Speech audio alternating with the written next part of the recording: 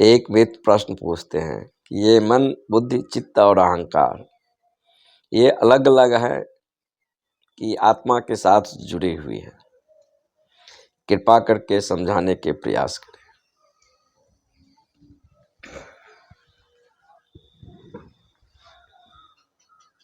अस्तित्व दो का नहीं है, अस्तित्व तो एक का ही है।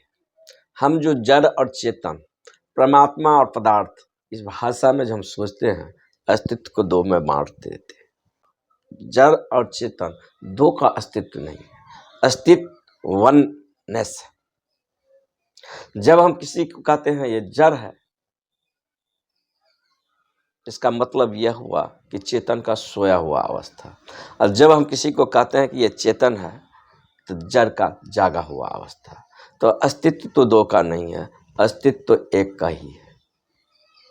मन, बुद्धि, चित्त और अहंकार क्या है? जब सागर पर तूफान आ जाते हैं, लहरें उठने लगता है, तो हम क्या कहेंगे? तूफान और ये लहरें जो हैं, ये सागर का जो विक्षिप्त अवस्था है, ये सागर से अभी भी जुड़ी हुई है।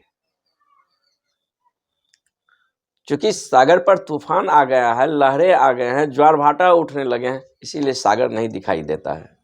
दिखाई तो देता है सिर्फ ज्वार भाटा और लहरें। इसी प्रकार चेतना पर यानी आत्मा पर जब लहरें लेने लगता है, आत्मा का जो विक्षुप्त अवस्था है वह मन है। वो जुड़ा हुआ है तो अभी भी आत्मा से ही, लेकिन आत्मा की विक्षुप्त अवस्था को हम मन कहें। इस मन का बहुत चेहरे हैं। जैसे एक आदमी कोई कमरा में गया हो और कमरा में जब वह प्रवेश करता है तो देखता है कि एक आदमी है जो किसी के लिए बाप है, किसी के लिए पति है और किसी के सामने वो बेटा है। ये अलग अलग दिखाई देता है, लेकिन आदमी तो है एक ही। संबंध जो है उसका रिलेशनशिप अलग अलग है। किसी के सामने सुंदर मालूम होता है तो किसी के सामने कुरूप मालूम होता है। किसी के सामने बुद्धिमान मालूम होता है तो किसी के सामने मंदबुद्धि मालूम होता है। किसी के सामने मालिक मालूम होता है तो किसी के सामने नौकर मालूम होता है।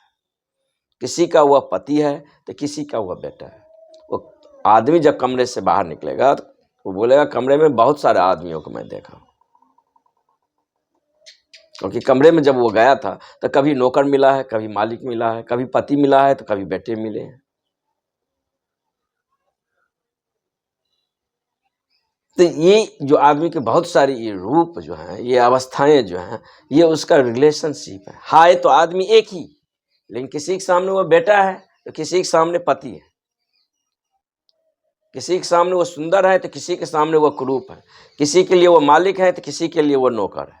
आदमी तो है एक ही। ऐसा ही हमारा मन है। मन जब विक्षुब्ध हो जाता है, अकड़ जाता है, मैं ही सब कुछ हूँ, दूसरा नहीं के बराबर है, दूसरे को मिटा के रहूँगा, तो ये जो मन रूढ़ हो गया है, ये मन का अहंकार हो गया। ये मन का एक व्यवहार है। ये व्यवहार अहंकार की तरह भी कर सकता है। चित्त मन की वह अवस्था है जहाँ अनडायरेक्ट मन में बहुत सारे विचार के लहरें उठ रहा है। कभी सोचता हूँ शेख चिल्ली की तरह मैं जो है सो धनवान बन गया हूँ, कभी सोच रहे हैं कि हम राष्ट्रपति बन गए हैं, कभी सोचते हैं हम प्रधानमंत्री बन गए हैं। ये मन की बहुत सारी अवस्था है, ये अनडायरेक्ट थिंकिंग है। ये जो अवस्थाएं जो है मन का, ये चित्त कहलाता है। बुद्धि डायरेक्ट थिंकिंग, जब किसी विषय पर, जैसे कभी किसी विषय पर कुछ लिखना चाहता है तो वो डायरेक्ट थिंकिंग हो गया। जैसे वैज्ञानिक प्रयोगशाला में बैठा हुआ हो और सोच रहा है कि अणु का विस्फोट कैसा हो, ये डायरेक्ट थिंकिंग है। ये जो मन का व्यवहार है ये बुद्धि कहलाता है। लेकिन अहंकार, बुद्धि, चित्त ये अलग अलग एंटिटीज नहीं है। ये मन का बहुत सारा चेहरा, जैसे एक आदमी के बहुत सारे चेहरे हैं। किसी के सामने वो पिता के रूप में है, किसी के सामने वो बेटे के रूप में है, किसी के सामने वो पति के रूप में है तो आदमी एक ही, लेकिन जब वह अलग अलग एंटिटीज में अपना व्यवहार कर रहा है तो किसी के लिए वो पति है, किसी के लिए वो बेटा है, किसी के लिए वो बाप है। ऐसा ही हमारा मन है। तो जब आत्मा विक्षिप्त हो जाते हैं तो मन कहलाने लगते हैं, उसमें बहुत सारे लहरें और तरंगे उठने लगते हैं, ज्वार भाटाएँ आने लगता है। जब ये मन शांत हो जाता है तब हम आत्मा को दर्शन करते हैं।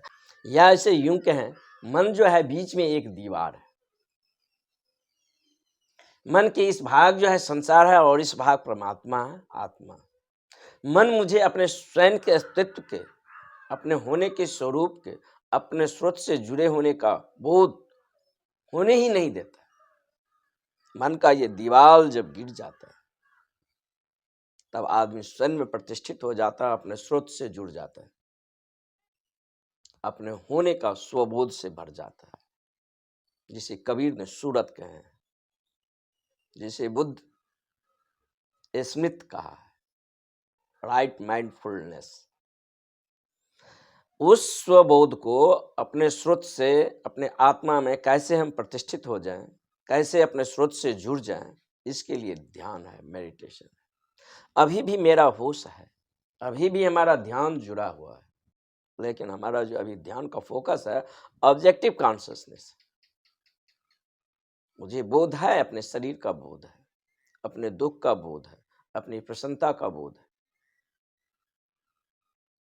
सड़क है तो सड़क का बोध है, पदार्थ सामने दिख रहा है, टेबल कुर्सी, उसका बोध है। घर है, दीवार है, वह मुझे दिखाई दे रहा है, इसका बोध होता है कि आगे में दीवार है या आगे सड़क है, कि यातायात खाली है, कि यातायात जो है सो भरा हुआ है। लेकिन स्वयं अपने अस्तित्व के प्रति जो है हमारा कोई स्मरण नहीं है, अपने होने का बोध नहीं। ध्यान का मतलब है ये जो कॉन्शियसनेस है ये डबल एरो में हो सकता है। अभी ये सिंगल एरो में है। हमारी कॉन्शियसनेस जो है ऑब्जेक्टिव है, सब्जेक्टिव नहीं है, लेकिन हम सब्जेक्टिव ऑब्जेक्टिव दोनों कॉन्शियसनेस में हो सकते हैं।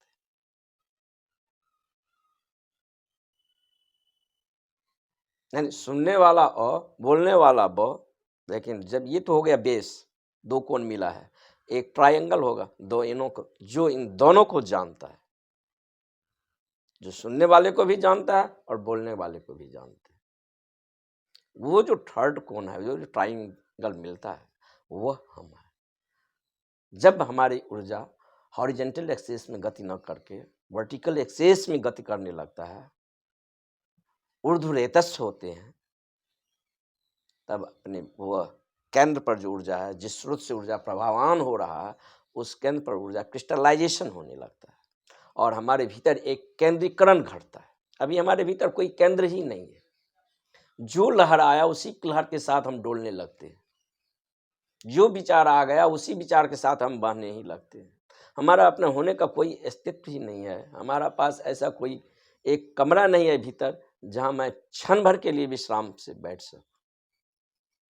ध्यान में जब ये ऊर्जा हॉरिजेंटल एक्सेस में गति न करके वर्टिकल एक्सेस में गति करता है, तब आदमी के भीतर एक क्रिस्टलाइजेशन घटता है और केंद्रीकरण घटता है। हम अपने केंद्र पर जो है, अपने स्रोत पर प्रतिष्ठित हो जाते हैं और स्रोत से जुड़ जाते हैं और अपने होने का बोध से भर जाते हैं। तब मन जो है, पहले बार मन के स्वरूप के संरचना का ज्ञान होता है। तब हम मन के द्वारा उपयोग नहीं किए जाते हैं, तब हम मन के मालिक होते हैं, मास्टर ऑफ माइंड। हम इस डिवाइस को जब उपयोग करना चाहेंगे तब इस डिवाइस को उपयोग कर लेंगे, जब उपयोग नहीं करना चाहेंगे उठा कर रख देंगे। जैसे मुझे हाथ को हिलाना हो तो हाथ को अभी हिला रहे हैं, आदेश दिए, और नहीं हिलाना हो हाथ को उठाकर एक कोने में रख दिए। हाथ कोई ज़बरदस्ती तो नहीं कह रहा है जो मैं हिलूंगा ही। शरीर को हम जो आज्ञा देते हैं, शरीर वो आज्ञा को मानता है। ऐसा ही होना चाहिए मन को। इसे उपयोग में लाना हो, आदेश दीजिए, ये उपयोग में आ गया। जब आप इसे उपयोग में नहीं लाते हैं, आप बैठे हैं, चुपचाप कहें कि शांत होकर बैठ जाओ, चुपचाप शांत होकर बैठ जाएगा। लेकिन अभी हमारी जो अवस्था है, ये हमारा सुनता ही नहीं,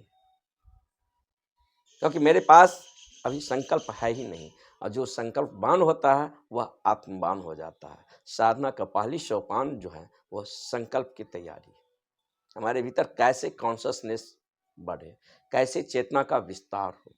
जब हमारे भीतर संकल्प आ जाता है तब हम संकल्पवान हो जाते हैं और स्वयं के चेतना में प्रतिष्ठित हो जाते हैं।